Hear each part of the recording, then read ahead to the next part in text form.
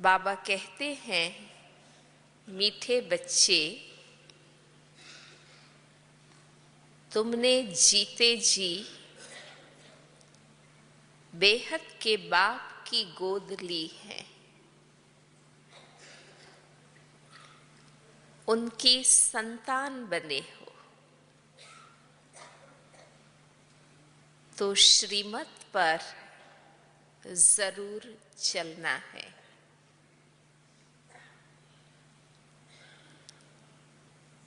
हर direction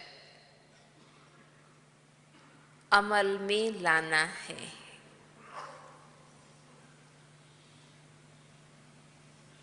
प्रश्न है, सृष्टि की वानप्रस्थ अवस्था कब से शुरू होती है और क्यों? बाबा ने बहुत अच्छा नया उत्तर दिया है। जब शिव बाबा इस ब्रह्मा तन में प्रवेश करते हैं, तब से सारी सृष्टि की वानप्रस्थ अवस्था शुरू होती है।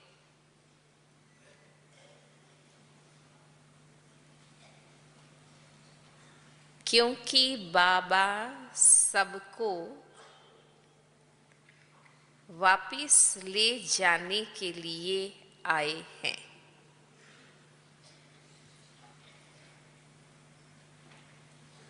इस समय छोटे बड़े सबकी वानप्रस्थ अवस्था है।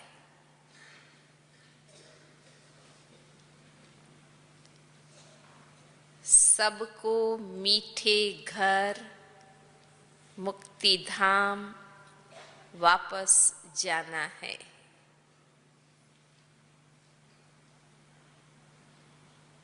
और फिर जीवन मुक्ति में आना है।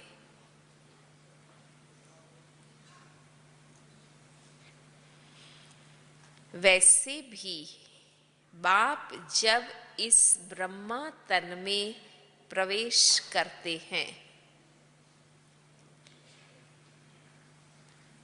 तो इनकी आयु 60 वर्ष की होती है। इनकी भी वानप्रस्थ अवस्था है।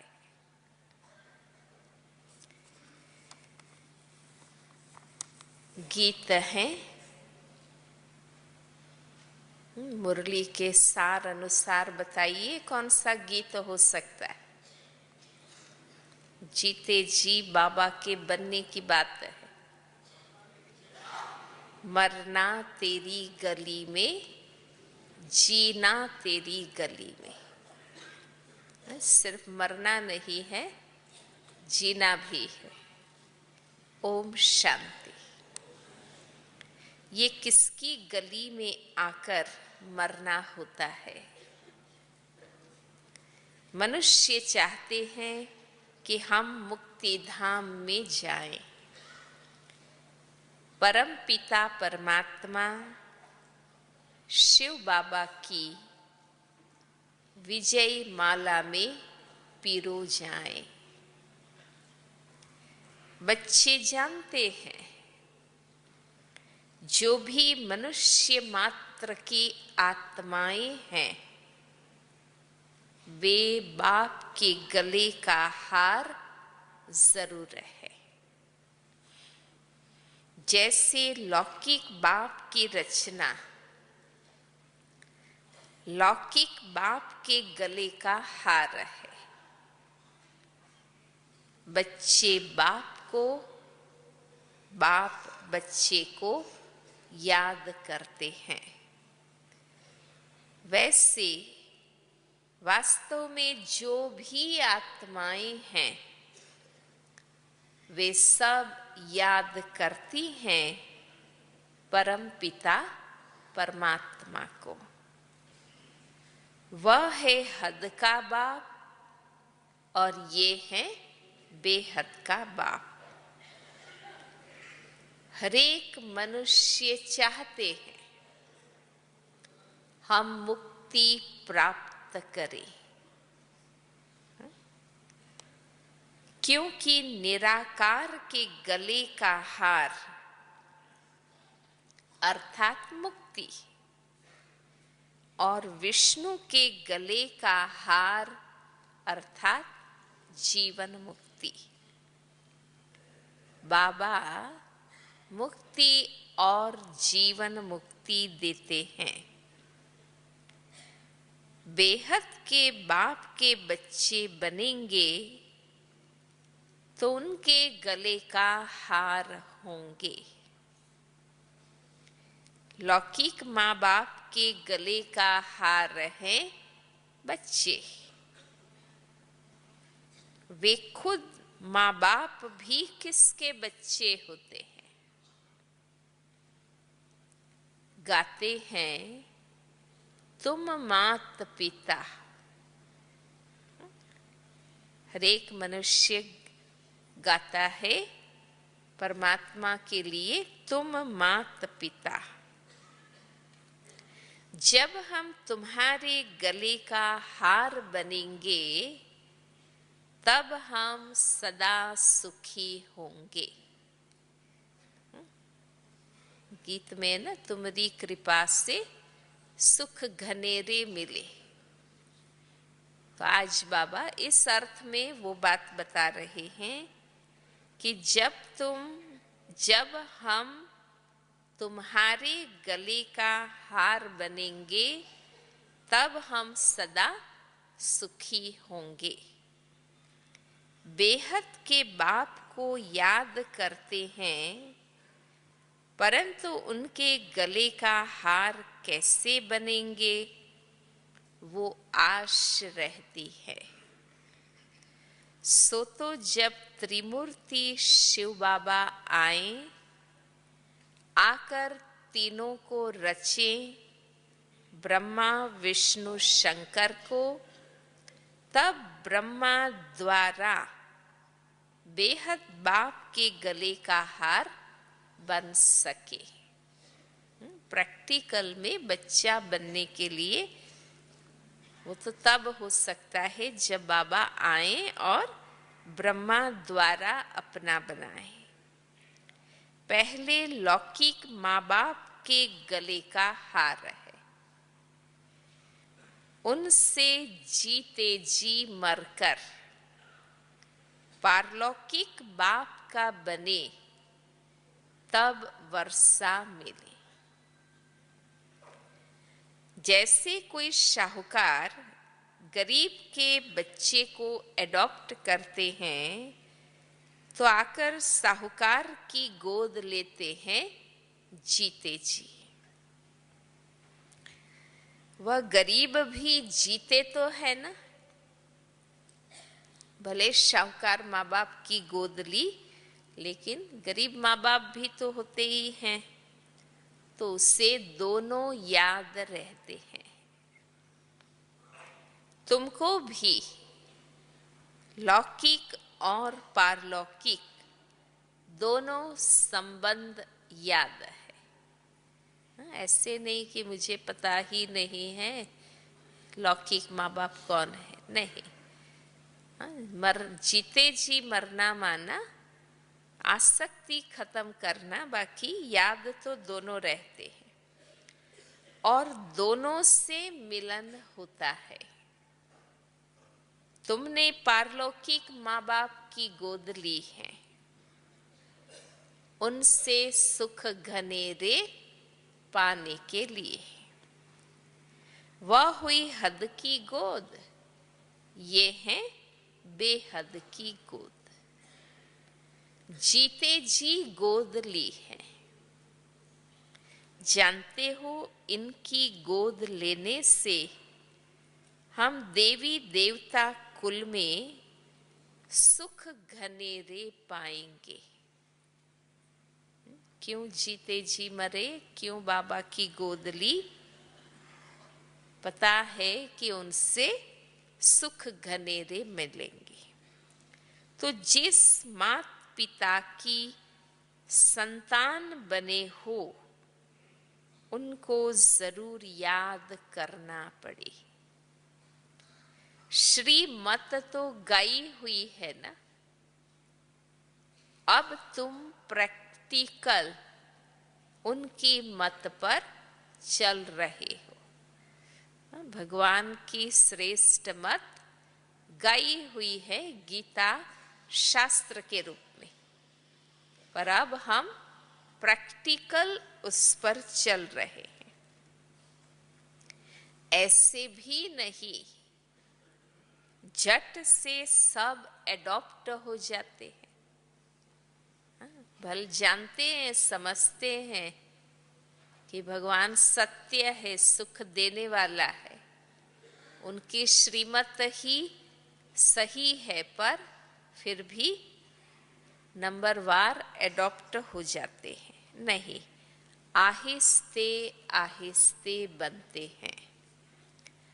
अब देवी देवता धर्म की स्थापना हो रही, झाड़ धीरे धीरे वृद्धि को पाता है।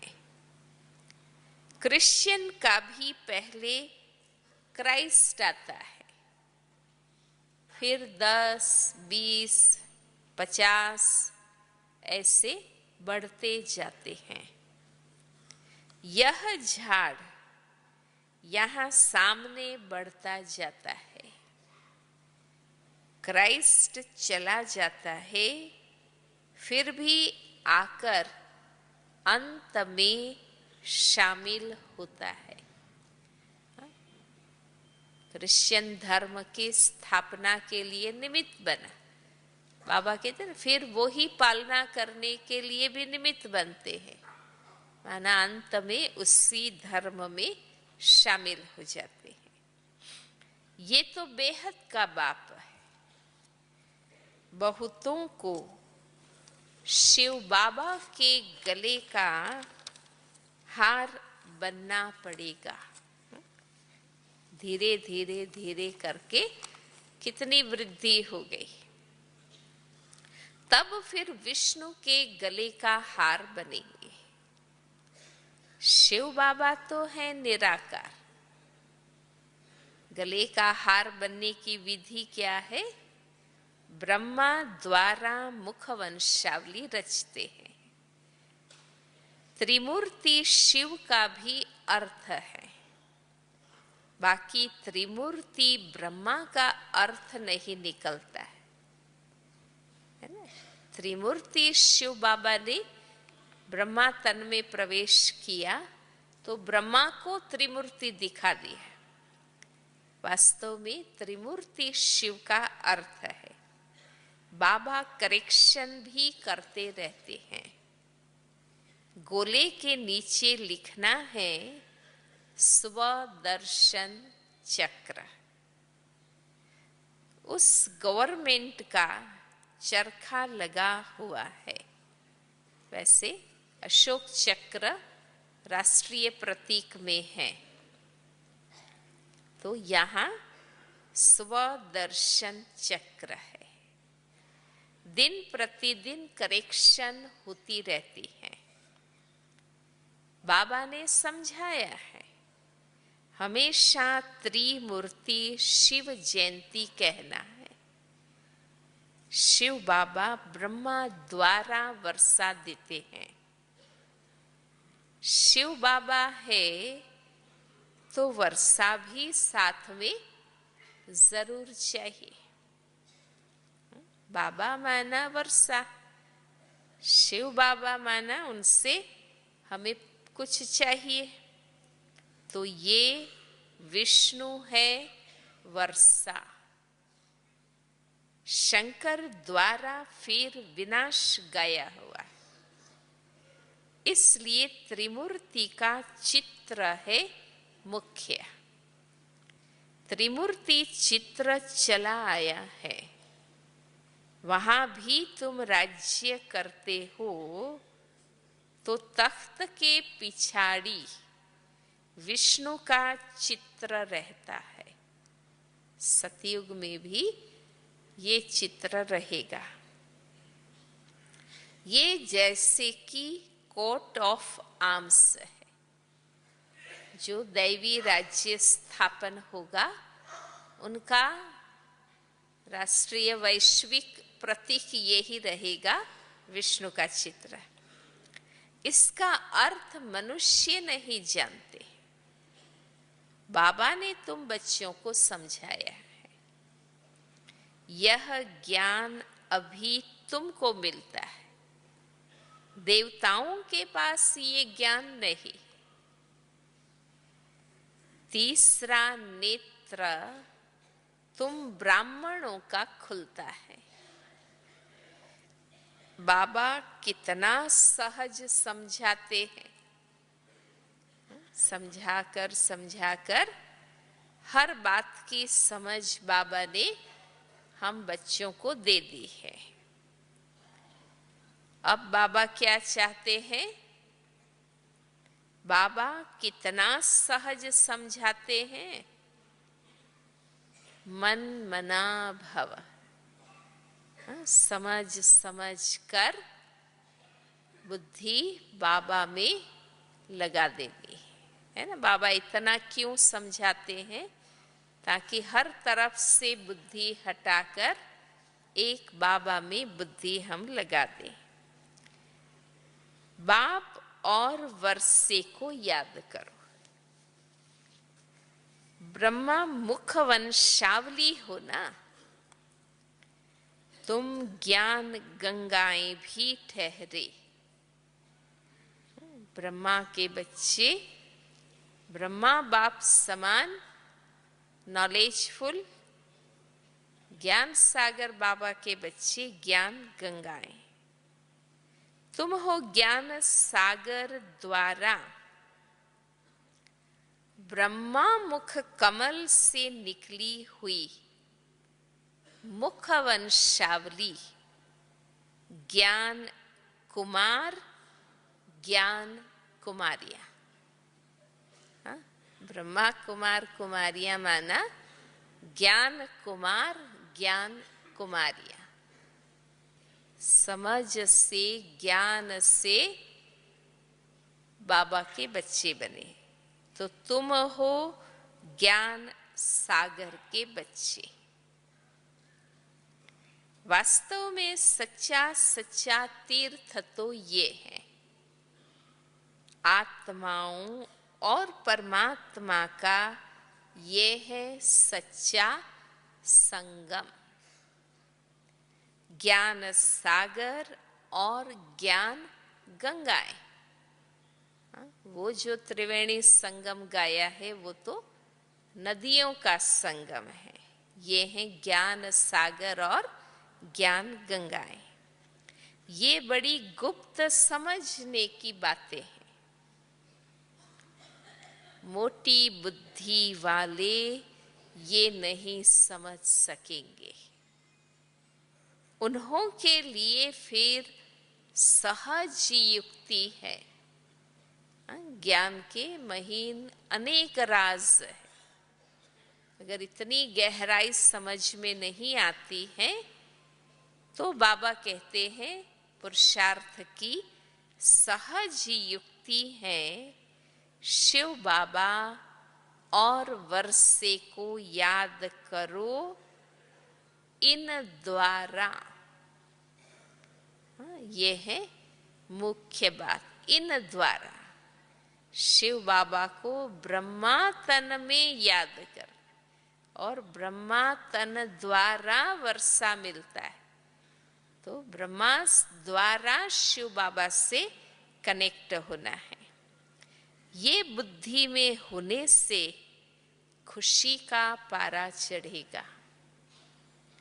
गॉडली स्टूडेंट लाइफ है ना। बेहद का बाप हमको पढ़ा रहे हैं। खुशी का पारा चढ़ाने की स्मृति। बेहद का बाप हमको पढ़ा रहे हैं। कृष्ण मनुष्य नहीं पढ़ाते।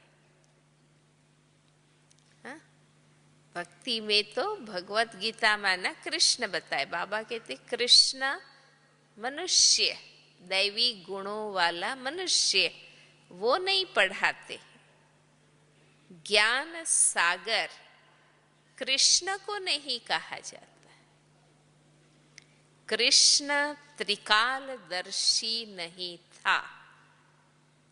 हाँ, सत्यता कितनी अलग है। लोग क्या मानते हैं उनको? त्रिलोकीनाथ, त्रिकालदर्शी। बाबा कहते हैं कृष्ण त्रिकालदर्शी नहीं था। राजयोग का ज्ञान तुम्हारी बुद्धि में है। तीनों कालों और तीनों लोकों का ज्ञान तुम्हारी बुद्धि में है, जिससे तुम प्रारब्ध पाते हो। वहां इस नॉलेज की दरकार नहीं। वहां माना कहा? सतयुगी दुनिया में। दरकार यहाँ है। संगम युग में जब देवता बनना है, उस समय ज्ञान की दरकार है। बाबा कहते हैं कल्प कल्प में आकर राजयोग सिखलाता, रचना के आदि मध्य अंत का राज समझाता कि ये चक्र कैसे फिरता है। महिमा सारी संगम की है। दुनिया में सृष्टि के आदि मध्य अंत का सही ज्ञान नहीं, इसलिए जीवन का सही लक्ष्य वो नहीं ले पाते। वो समझते अनादि काल से ही सब लड़ाई झगड़े, विकार, बुराई सब चलता रहता है, तो पवित्र बनने का वो लक्ष्य नहीं ले पाते। इसलिए हर बात का यथार्थ ज्ञान जरूरी है। महिमा सारी संगम की है, जबकि पतित पावन बाप आकर पुरानी दुनिया से नई दुनिया में ले जाते हैं। पुरानी दुनिया के विनाश के लिए तैयारियां हो रही है। हाँ? और हम कौन सी तैयारी कर रहे हैं? नई दुनिया में जाने की। इसलिए पहले से ही, है ना, जब शिफ्ट होना होता है तो पहले से ही पैकिंग चलता है और थोड़ा थोड़ा सामान भेजते रहते। तो हम भी यहाँ का जो कुछ है तन मन धन अभी से ईश्वरीय बैंक में जमा करते जा रहे हैं, शिफ्ट कर रहे हैं।